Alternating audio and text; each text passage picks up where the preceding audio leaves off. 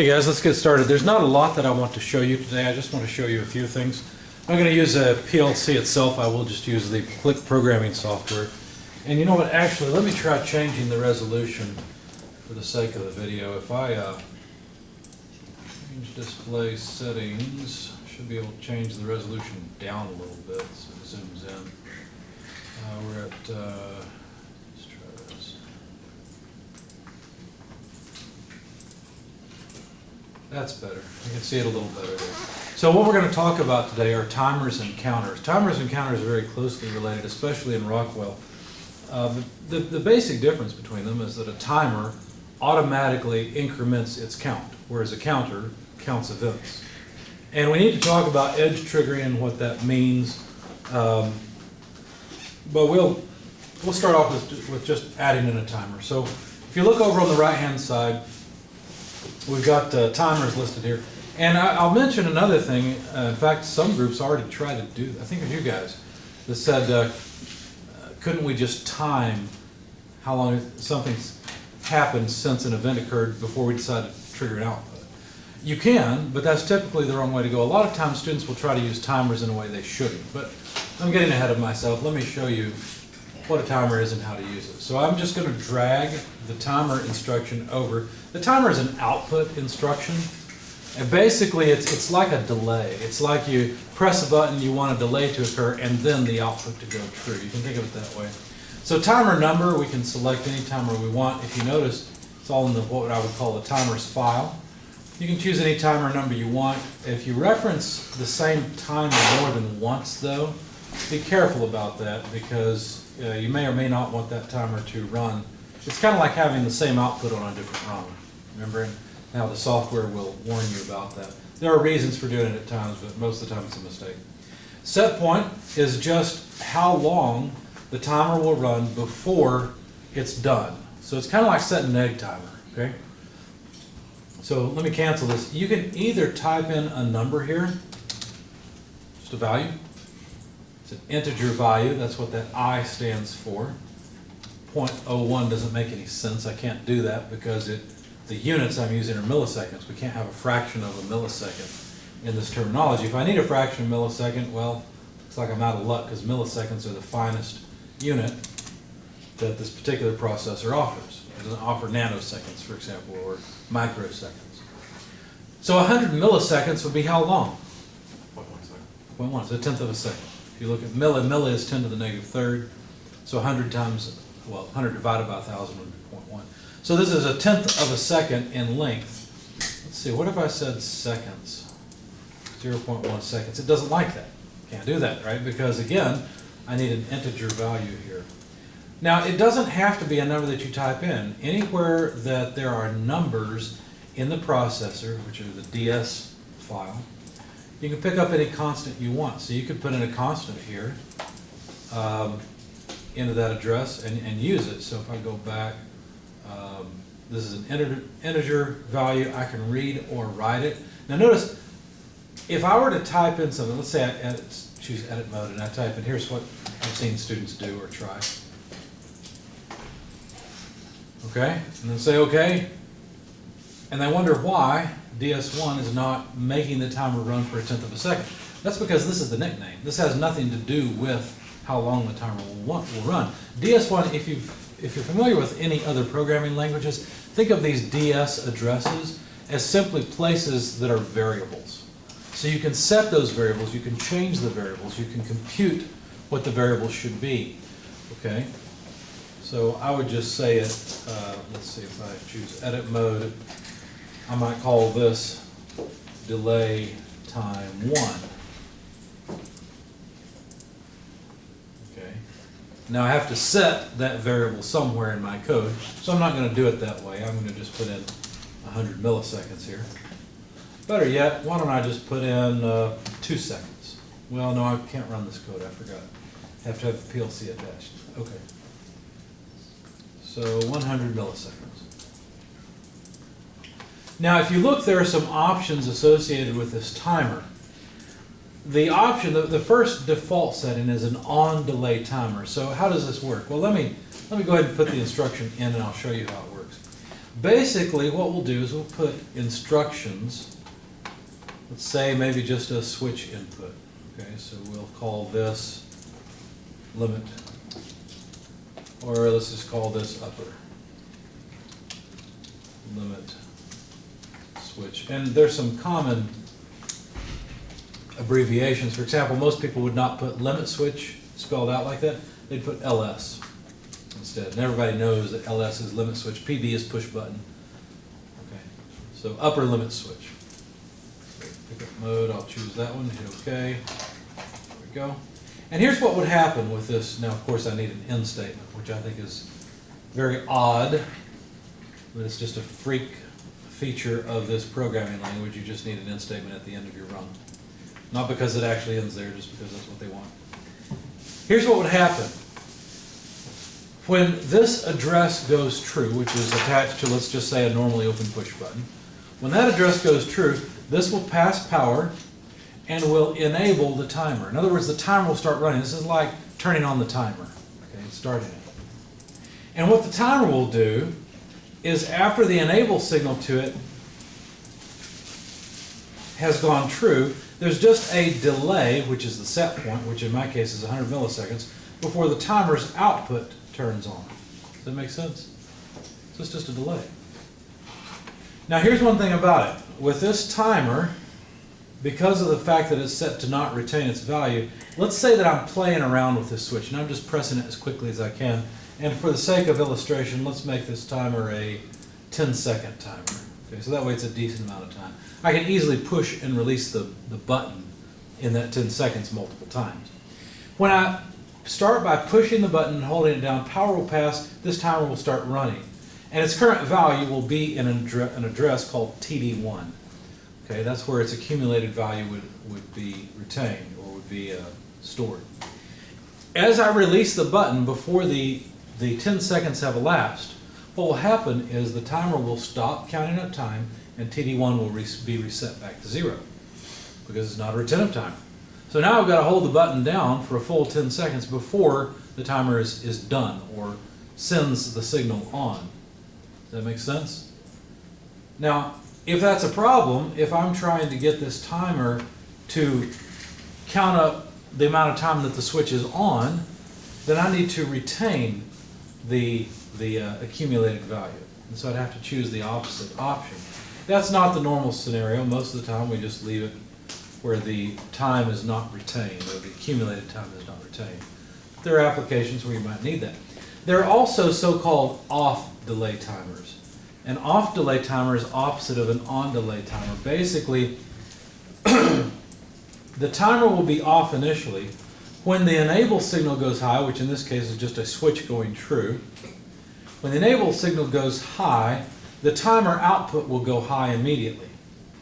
Okay? And what will happen is the timer output will remain on until the limit switch goes off. And in fact, the limit switch in this case would go off, in other words, the enable signal into the timer goes off, but there's a delay before the output of the timer goes back to false, you see? So that's an off-delay timer rather than an on-delay timer. Now, most of the time, the most useful timers are on delay where the value is retained.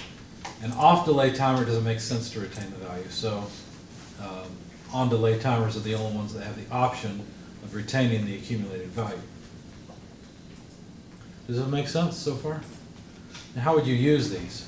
Well, let's say that I wanted to hold the limit switch down for 10 seconds, and after that 10 seconds have elapsed, a light comes on.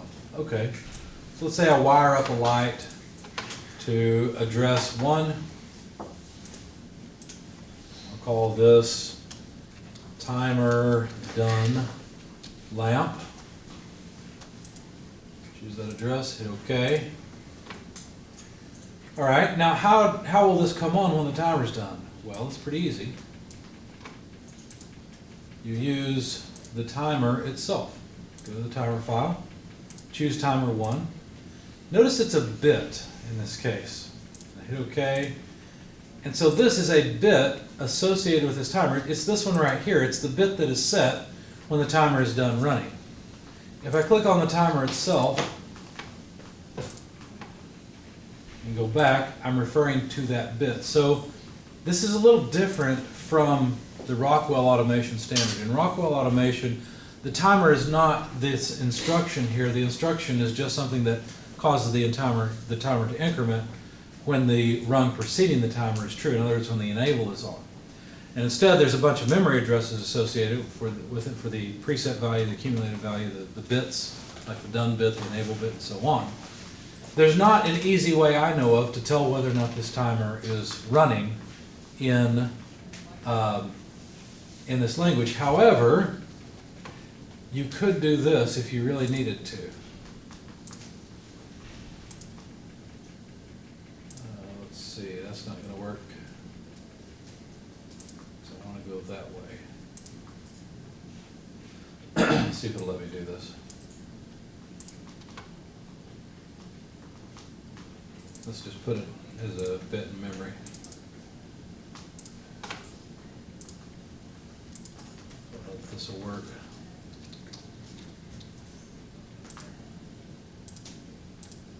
There we go, it worked. So basically, if the rung preceding the timer is true, then that means the timer is running, right?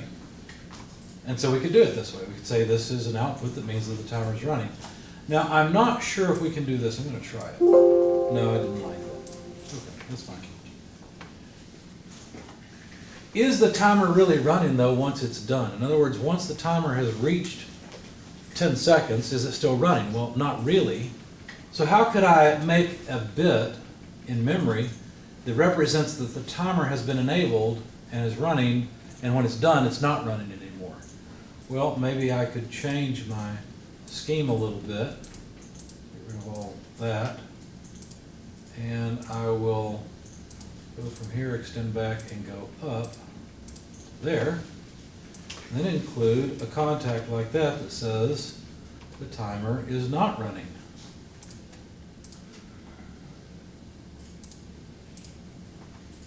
Wait a second, what have I just done? Well, look. In fact, let me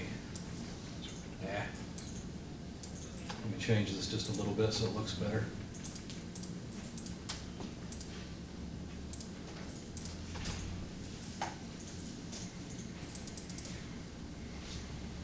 And of course, they're going to try to make it look bad. You know what? If I do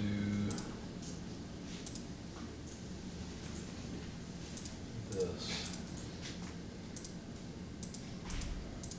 there we go.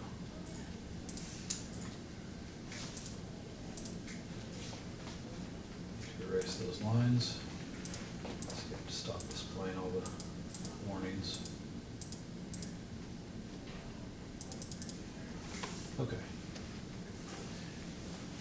I really wanted the instruction right here, but it seems to be fighting me. But you get the idea. So what happens is maybe I've got multiple different conditions. Maybe another input needs to be off. It doesn't really matter. One input should be on, the other one should be off, and in that case the timer runs. Well, if these conditions are true, then the timer has certainly been started. And as long as the timer is not done, then the timer must be running. You see how the logic works there? Now, in Allen Bradley or Rockwell automation mode, there's a bit associated with the timer that's called the timer timing bit, and it's on in these same conditions. When the rung preceding the timer is true and the timer is not done, then that bit is on. But here we can make an equivalent bit. Now this is pretty boring, right? A lamp comes on after 10 seconds as long as I hold the button down. Who cares? Why would we want to do this? Well, there are actually many good reasons for using a timer. Let me show you one. I showed you guys the part of the schematic I had, or the program I had for my home heating system, right? Anybody know anything about air conditioning compressors and heat pumps? They're actually the same thing. It's just that a heat pump operates in the opposite direction. It makes the refrigerant flow backwards, essentially. You need a reversing valve and you need an extra expansion valve, but other than that, a heat pump can operate as an air conditioner just fine, and vice versa. And so I have a compressor-based heat pump at home that is my air conditioner and my heater during the winter, well, when it's not too bad outside. Now, let's see, somewhere I put the, I put my HVAC system program, or at least part of it in here. There we go. I want to open it up and show you a small detail where I had to use a timer. Now, I'm probably cheap enough that I squeak when I walk, okay? You ever heard that expression? In other words, I don't like spending money. I like saving money. And so, at one point, I looked on Craigslist, and I found the heat pump system I have. I got it for a pretty doggone good price. It's an expensive unit that I got for a good price. Before that, I had bought a thermostat. Now, the thermostat cost me about $15, and originally it was about I think about a $50 thermostat, a little Honeywell programmable thermostat. And I didn't want to buy a different thermostat. Not only that, but I'm not sure that anyone makes a thermostat that would do what I needed. Remember, I've got a system where I burn wood. I've got a system where I store hot water. I've got a system that consists of the heat pump, okay, which is also an air conditioner. And basically, I've got a dumb thermostat trying to control all this. This is why I put a PLC in between the thermostat and all this equipment, okay? So here's one interesting feature of compressors. They don't like being turned on and off repeatedly, okay? You can ruin a compressor very easily. You can burn it out by turning it on, then turning it off, then turning it on, then turning it off. Not so much in a car, but the compressors and the way they're designed in a home system. So it's possible, though, since I have a dumb thermostat, for it to request heat and then after 3 minutes shut off and then request heat again in a minute, right? Say the user comes along, being me or whoever's in the house, and cranks up the thermostat and then turns it back down and is playing with it. So there are so-called heat pump thermostats that relieve you of this problem. Basically, they have a timer built into them so that if the compressor has been on within the last 5 minutes, and usually you can set the time, it will not request to turn the compressor on in that time. It'll let the compressor rest. It's just a compressor rest time. I didn't have that because I had a cheap thermostat, and so I needed that function, so I put it into the PLC. In fact, here it is. It's called compressor delay. And what I've done is I've got a bit that means the compressor needs to rest. How did I program this bit? I'll show you that in a minute. But the point is, when this bit comes on, that starts a timer.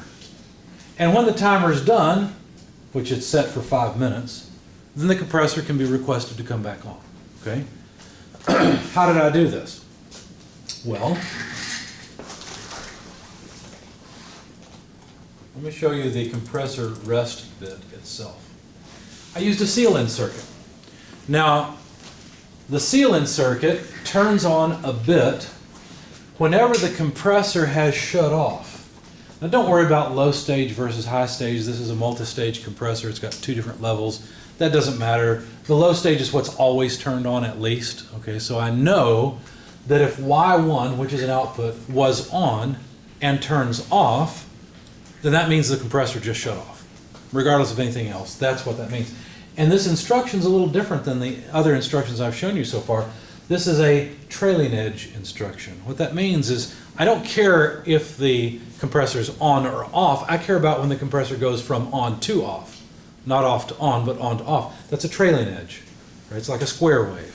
It's a trailing edge of the square wave. So this is an instruction that looks at this memory address, and whenever it sees it go from low to high, then this is true. Okay? So for that scan, this is true.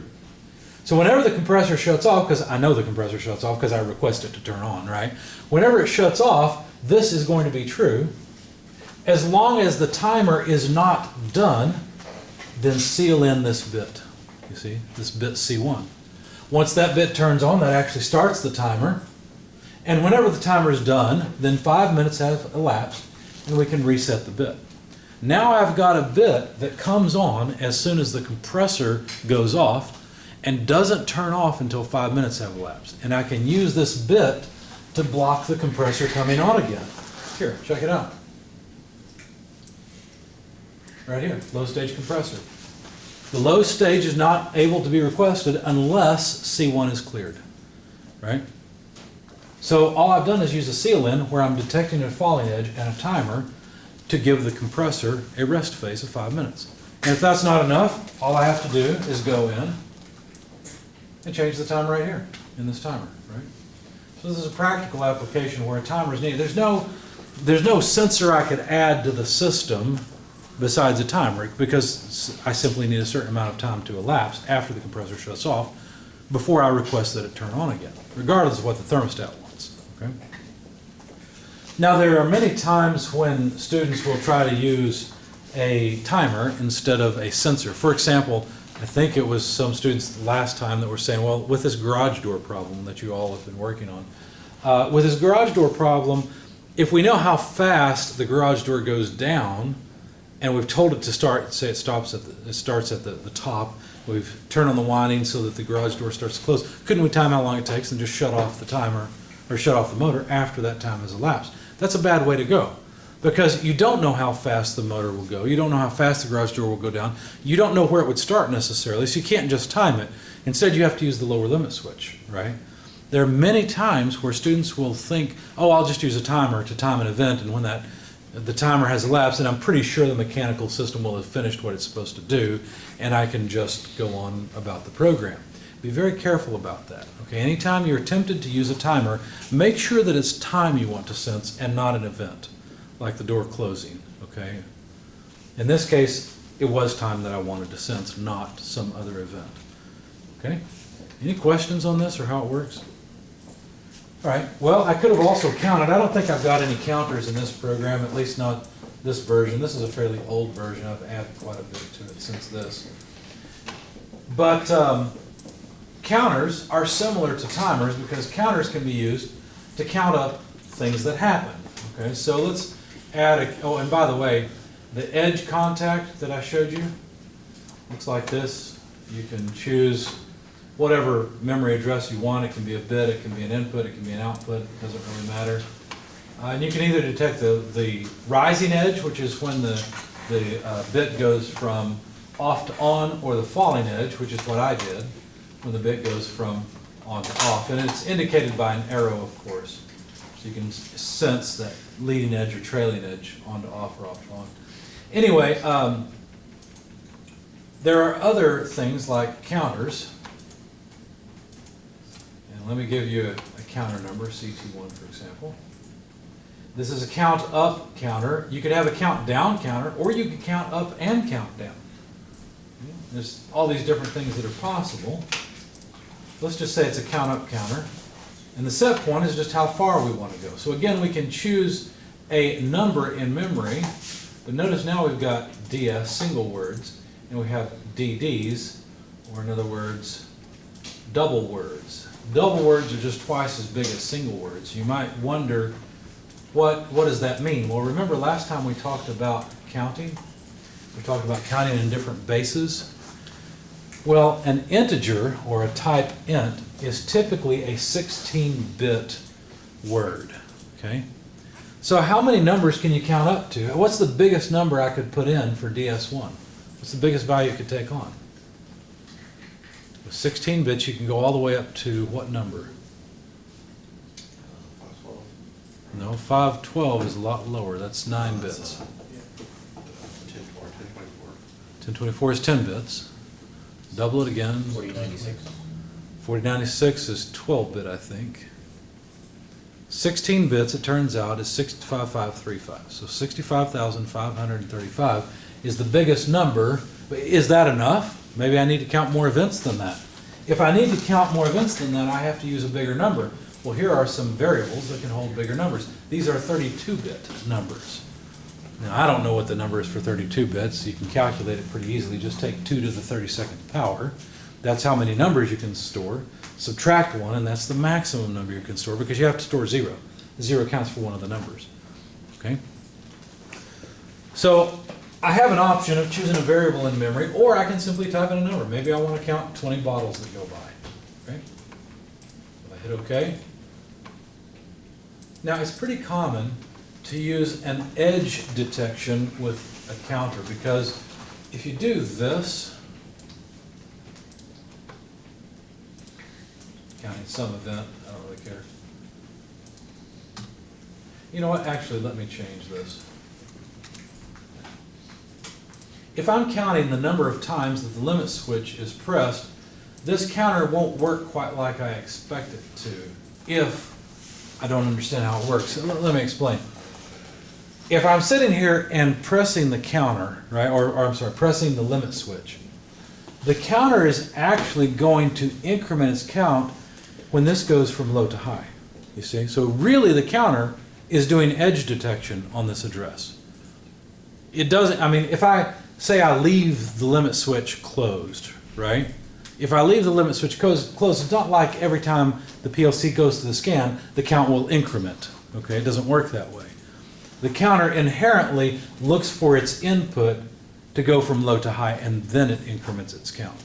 So you don't actually have to use an edge contact, because think about it, what you're really trying to do is detect an edge. That's actually built into the counter itself, okay? You probably wouldn't have thought of that, but since I talked about edge detection, I thought it was worth mentioning. Now notice that there is also a, there's also a reset line here. Because if you think about it, imagine that we're counting 20 bottles to a box. Okay, so as bottles go by, we count 1, 2, 3, all the way through 20, and they're being put into a box, and now the box is full at 20 bottles. Okay, well, I probably want to count 20 more bottles for the next box. So in that case, I would have to have logic hooked up to this, so that in the right condition, let me get the reset, there we go. With the right conditions, I would reset it. Maybe it's when, let's see, let's choose a bit, well, that'll be confusing. Let's just say the switch is thrown when the box is full. In fact, let's call this box full limit switch. How that limit switch would be set up mechanically, I don't know. It doesn't matter. The point is, there's a limit switch that comes on when the box is full. So as long as the box is not full, well, that's not what I want. I want the opposite, don't I? Okay.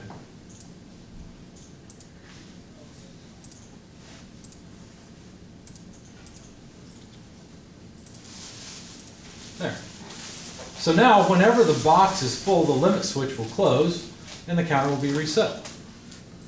So resets are a lot more important with counters than they are with timers. If I remember right, though, I think there's a way to add a reset. Oh, yeah, there we go. If we choose to retain time, in other words, when this logic is not true, but the timer retains its current accumulated value, then you have to have some way to reset the timer as well. And so you hook up logic to it to decide exactly how you would, I'd have to draw this, but you decide exactly what you're going to do, what conditions would trigger the reset of the timer. Does that make sense? Can you guys think of any examples where you might use a timer or a counter? I'll wake you up and make you be involved. It's hard to stay awake when I'm the only one talking. Both in one application, or in two Oh, I don't care. applications? Take your pick. Can you think of any applications where you need a timer or a counter? Well, a clock. A clock? Okay, that's a classic.